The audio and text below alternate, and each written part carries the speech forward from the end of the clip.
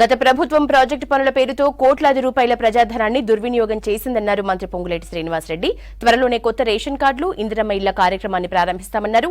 ఖమ్మం జిల్లా ఏన్కూరు మండల కేంద్రంలో సీతారామ లిఫ్ట్ ఇరిగేషన్ ప్రాజెక్టు పనుల్ని పరిశీలించారు పొంగులేటి శ్రీనివాసరెడ్డి.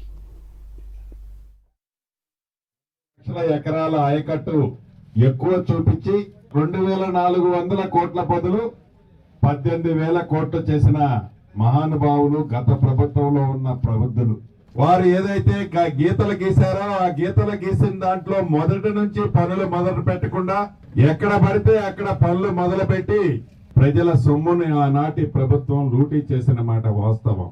ఆనాడు ఈ తెలంగాణ రాష్ట్రాన్ని సర్వనాశనం చేసిన ఆ ప్రభుత్వం యొక్క నిర్వాహకాలన్నింటినీ ఒక్కొక్కటి క్షుణ్ణంగా పరిశీలిస్తూ అది ఇరిగేషన్ సెక్టర్ లో కాళేశ్వరం కానివ్వండి, పాలమూరు రంగారెడ్డి కానివ్వండి, సీతారామ ప్రాజెక్టు కానివ్వండి, ఎలా ప్రజల సొమ్ముని లూటీ చేశారో వాటిని పునః పరిశీలించి ఆ ఉన్న పనుల బ్యాలెన్స్ ని ఎలా చేయాలి అని ఈ ప్రభుత్వం చిత్తశుద్ధితో రేవంత్ రెడ్డి గారి నాయకత్వంలో ఇరిగేషన్ మంత్రి గారు ఉత్తమ్ కుమార్ రెడ్డి గారు మిగతా కేబినెట్ మంత్రులమంతా ఈ ప్రాజెక్టులను అన్నింటినీ రైతులకు ఉపయోగపడే విధంగా సాగులోకి తెచ్చే దాంట్లో కృషి